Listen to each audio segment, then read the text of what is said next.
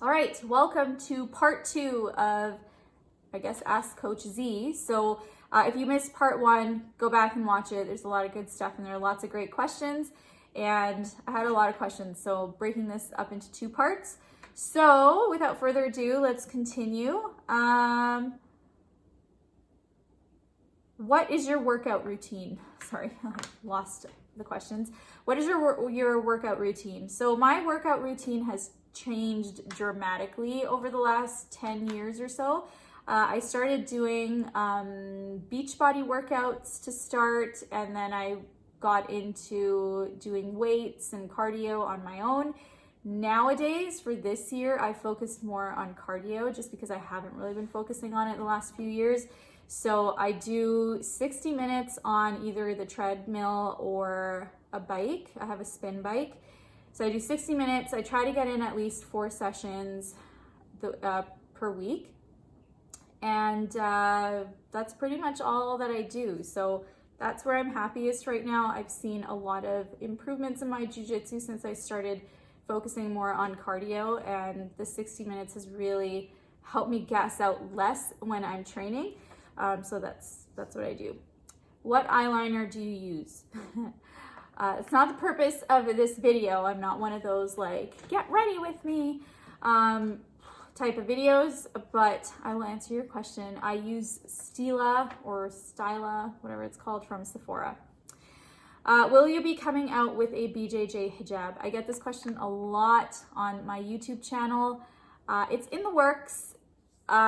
These things really take a lot of time because you have to try and test different products and see what works best for you. And so I do have a hijab in mind. It's very unique. The style is very, very unique, and it's more, I would say, more specific to jiu-jitsu, but I haven't come out with it yet because I am looking for a manufacturer that can deliver exactly what I want. So I haven't really delved into that too much, but I hope, inshallah, I will have one at some point, maybe the end of next year. Do you do seminars, and can you come to my city? That is like the sweetest question anyone's ever asked me. Thank you for asking. That's such a compliment. Do I do seminars? No, I do not. I've never actually thought about teaching a seminar. That's like, I don't think I've ever really considered that. But if I were to do a seminar, I do teach a women's class, and I have been since I was a white belt, and I'm purple. So if I were to ever teach a seminar, I would probably wait until I'm like a brown, like a 3-stripe brown belt. That's probably when I'll start teaching seminars. But I just don't have the time to travel right now. So the answer is no. How often do you compete? I don't compete as often as I should. So I'm answering this question with a lot of guilt. I should be competing more. I definitely should be. The problem is for me, and I'm not using this as an excuse, but anytime I walk into my academy, I'm not walking in as a student. I'm not walking in as a member. I'm walking in as a business owner. And so that really takes away from my training when I'm so focused on making sure my staff is doing everything they're supposed to during the day, right? Like that takes out so much energy from me and takes a lot of headspace in my head.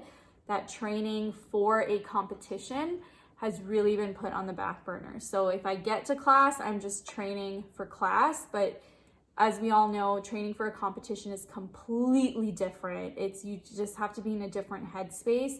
The intensity that you're training at is going to be very different. So I haven't really been able to focus on competition as of late. It's sometimes I see it as kind of unfair, and I get really angry when I see other people competing because they're not running a jiu-jitsu school and I am running a jiu-jitsu school. So it really does get to me sometimes, but such is life. How many kids do you have? I will not be answering any questions about my personal life or anyone that I live with, just because, yes, I am a mom, but I'm going to leave it at that because I believe kids deserve privacy. So I'm not going to disclose who my kids are, how old they are, what they do, or anything, because I want them to have the privacy that they deserve. So won't be answering any questions about my family. Why are you a carnivore? Isn't it expensive? I am a carnivore because it makes me feel really, really good. My digestive system is so much better. Check out my stories on Instagram. I made some highlights on carnivore. I talk a lot more about it there. In terms of, is it expensive? Yeah, of course it's expensive because you're buying red meat. We eat a lot of red meat, but we did our homework and we buy it in bulk, right? So we go to Costco a lot to buy our meat. We do kind of budget, so like we don't buy tomahawk steaks every week because that's very expensive. So we kind of just look and see what's more cost effective for us. We freeze, we have a big, huge freezer. And so we freeze a lot of our steaks and we just take them out as we need. But yeah, I mean, everything can get expensive if you do it in such a large intensity, in like an intense way. So we're really like gung-ho about you being carnivore and our nutrition and workouts and stuff like that. So of course it's going to be expensive. But if you're someone who loves eating out all the time and that's what you do for fun, of course that's also going to get expensive too. So expense is relative, like it's, expense is irrelevant. It's more, you know, where can you make cuts in your budget so that you can afford to eat carnivore is what you should be doing if that's the route that you want to take. If you could be a fruit, what would it be? I really like this question. If I could be a fruit, I would be a Majjul date. And if you know, you know. Are you Muslim? I don't know. Am I? I'm just getting started in Jiu Jitsu. What do you wear underneath a gi? Great question. I'll tell you what I wear. There's no right or wrong, but if you're getting started, get a rash guard. I wear a rash guard underneath. Obviously, if you're a female, wear a sports bra. Don't wear a bra with a wire. And then I wear compression shorts. So instead of regular underwear, you wear compression shorts, and I wear north-south underwear compression shorts. They're the best jiu-jitsu gear ever to be created. So I am not paid to say that. I just really, really love their product. And I talk about this in a YouTube video as well. So compression shorts, sports bra, and a rash guard that is made for grappling. So you can get rash guards from like Sport Check, but they're not made for grappling. So the material is a little bit too loose. And then when you're doing like no gi, the material just gets in the way. So you want fabric that's more tight hugging to the body. So the grappling rash guards that we wear, we actually get them made for our academy. So they have like this elastic at the bottom and a silicone kind of like lining. And so it really hugs the body and it doesn't shift or anything. So you want to wear something like that. Can you give any tips for BJJ and nutrition? Nutrition is entirely dependent on your body chemistry, what works best for you. So can't really give any tips on that. Just know what works for your body. Don't do what I'm doing or what another person is doing. Do what works best for you. Do what allows you to sleep at night. Do what allows you to digest your food, and do what allows you to not feel sluggish. So if you're eating food that makes you feel really lethargic or sluggish, or you're not using the bathroom well, then you know that you need to change up your nutrition. So one thing I can tell you is to drink a lot of water. So if you're somebody who's not drinking a lot of water during the day, start drinking water. It makes a huge difference. Do that for a week or 2 weeks and you'll notice a difference right away. So things that you can notice is like your skin is a lot healthier. When you use the bathroom, you feel a lot better. You'll have more clarity. I also do intermittent fasting. So again, if you check out my story highlights on my Instagram page, I talk about intermittent fasting as well. So again, that's what works for me. That might not necessarily work for you. So you have to find something that works for you and be consistent at it and make it into a lifestyle. Don't just do it for like a month and then go back to your regular habits. You want to do something that you can sustain long term and that becomes second nature to you. Next question. There are only 2 other girls at my at my gym and they don't always come to class and I'm not comfortable training with the guys. Please advise.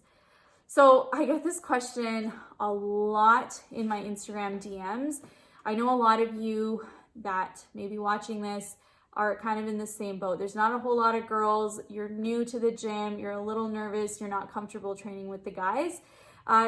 Go to open mats. Go to open mats if there's open mats in your city, and you'll meet other people there. If you're in the States, they have this awesome program called Girls in Ghee, and basically it's this huge group of women, and they have different Girls in Ghee groups, I guess, across the US. I don't think it's a Canadian thing, but I'm in Canada, obviously. So join Girls in Ghee, and they will get you in touch with like an entire jiu-jitsu community, and you'll be able to make connections.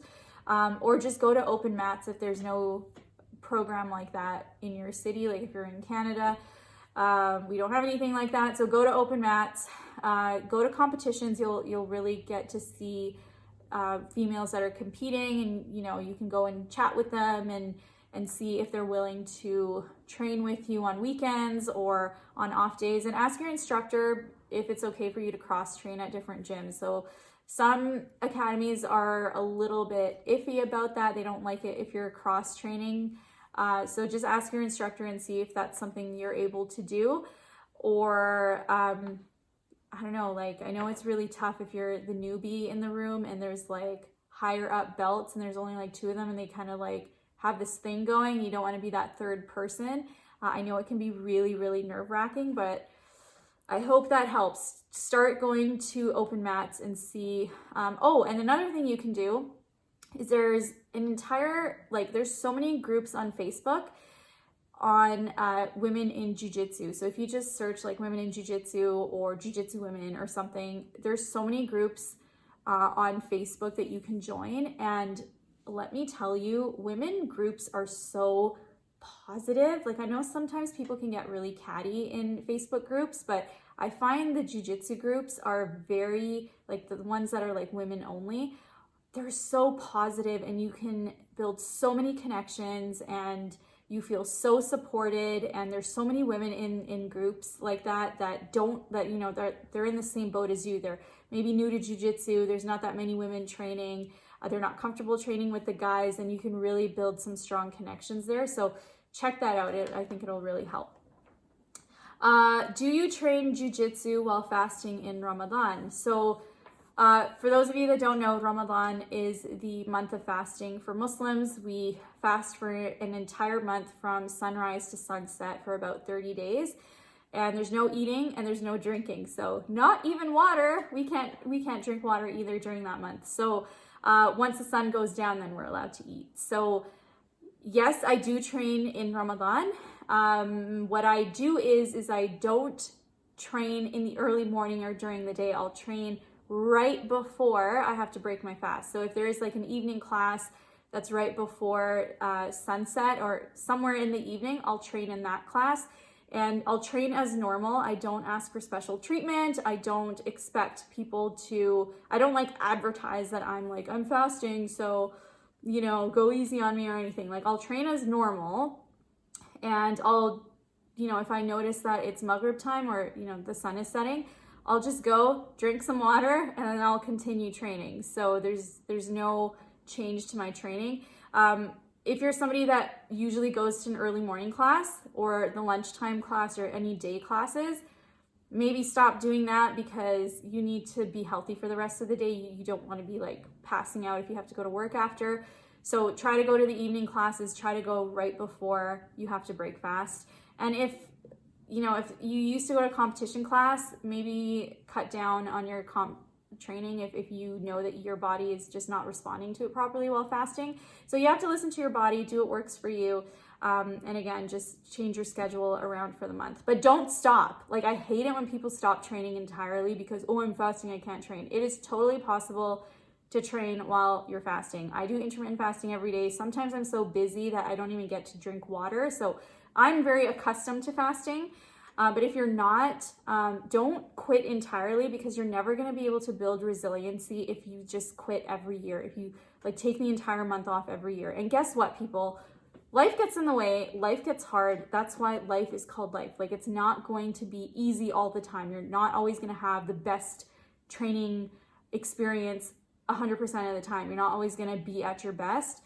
You need to train when you're at your worst if you want to stay motivated, because part of motivation is overcoming obstacles and overcoming your want or your needs to not train. So do not make Ramadan fasting an excuse to not stay on the mats. Get to class. If you need to sit out, sit out. If you need to drill more, just drill more instead of rolling more. If you need to cut down on the amount of classes you're going per week, then cut down on that. But do not stop training just because you're fasting. Fasting does not mean that, we completely shut down and stop doing the things that we normally do. If jiu-jitsu is something that really keeps you happy and you're doing it for a purpose, you're working towards something, you should continue doing that. You just have to change the way that you train. So I hope that answers your question. Last question. How can I open my own BJJ gym? I love jiu-jitsu and I want to do it forever. I don't know why this question makes me laugh, because so many people will say that. And as a business owner, I just look at like naive white belts who are in their honeymoon phase of jiu-jitsu, and I just laugh, because you don't know what it's like to run a jiu-jitsu academy. It's very rewarding, very rewarding. However, it is a lot of work. So if you are somebody who is very serious and very committed to opening your jiu-jitsu school one day, number one, learn jiu-jitsu first, because you're gonna have to teach some classes. Number two, make a business plan. And I did a blog post about this topic, so check out my blog. I just posted it this week. So if you're somebody who's looking to open any business, whether it's a jiu-jitsu business or not, you need to start with a business plan. You need to know why you're doing it. You need to know your numbers. You need to project your numbers. You need to be very pessimistic about and very realistic about your projections over 1, 3, 5, and 10 years. You need to do market research. You need to look and see what the trends are. You need to look and see if there's a market for it. You need to talk to different people in the industry. And you should look to work with a business coach, especially if you're new to the world of being an entrepreneur, because let me tell you, the first couple years are very, very difficult. You're just building your brand, you're building your business. If you're lucky, if you're like us and it grows right away, you need to be able to deal with that, right? You need to learn how to manage money and solve problems and learn how to communicate, especially if you're going to grow a team of employees, right? You need to know the different labor laws in your jurisdiction. So there's a lot of behind the scenes that you need to understand, and you need to be realistic about your expectations about your business. So talk to a business coach if you're looking for one. I have a very good recommendation. But yeah, I think if you're like brand new to jiu-jitsu and you're a white belt, you shouldn't be thinking about opening a business just yet. Never say never. Don't let someone crush your dreams, of course, but just focus on you first as a person, as a communicator, as a manager, as a jiu-jitsu practitioner, and maybe start volunteering at your jiu-jitsu academy and ask the instructor if you, or if you're, looking for a side gig, right? You can ask if they're looking to hire instructors, or you can start helping out in the kids' classes, but make sure that you're committed to that. So don't think that you can just do this once or twice a month. If you're going to go that route, make sure that you really, really understand the industry, and you can start by volunteering in your current jiu-jitsu academy and just learn the ropes and learn what works for you and what type of vision you have. You should always have a purpose. You should always have a vision for your business. You should always have a plan, and you should always know why you're doing this at the end of the day. Is it because you want to make money? There's nothing wrong with that. Unfortunately, in the jiu-jitsu community, there's like this stigma that you're supposed to be as broke as possible and you're not supposed to be profiting off your business. It's a business. If you're going to open a business, open it properly and know your business. Know what makes a business. And if you're not, if you're not making revenue from it, then you're doing it wrong. It's not just about teaching classes. You need to be able to manage money. We had an entire year of COVID, right? It was like a year and a half, and a lot of businesses suffered. A lot of businesses had to close down. They didn't have a team to help them, right? They didn't really know what to do. Because our program was so structured and because we had a network of schools that we work with, we were able to survive that pandemic year. Of course, we're still kind of in the pandemic, but it really made a huge difference because we're so systemized in the way that I operate my business. So it really just kind of helped to carry on throughout a crisis. So you have to be able to understand what your needs and your wants are, what the purpose of your business is, what your vision is, what type of culture you want in your academy, and what your long-term goals are. So you shouldn't just think about, oh yeah, all of next year I'm just going to be like teaching 20 classes a week. That's not realistic, right? You need to make sure that you have a team behind you that can support you, and you have to be able to communicate with that team and follow up with them, right? So opening a jiu-jitsu school is not about teaching jiu-jitsu. It's about managing people. That's basically what you're doing. Jiu-jitsu is like 10% of it. Teaching classes is like 10%. The other 90% is running your business like a business. So that's my advice to you in a nutshell. Those are all the questions that I had. So those are about 30 questions. I had close to 40, but I had to sift through them. A lot of them were repeat questions, and some of them I was just not going to answer because they were a little inappropriate. So I hope you enjoyed my part 2 video. If you haven't checked out part 1, check it out. If you're watching this on YouTube, make sure you subscribe and all that stuff. And I'll be posting more in the next little while. So if you have any questions, check me out on Instagram. Send me a DM, and then or you can follow me on YouTube. So have a great day.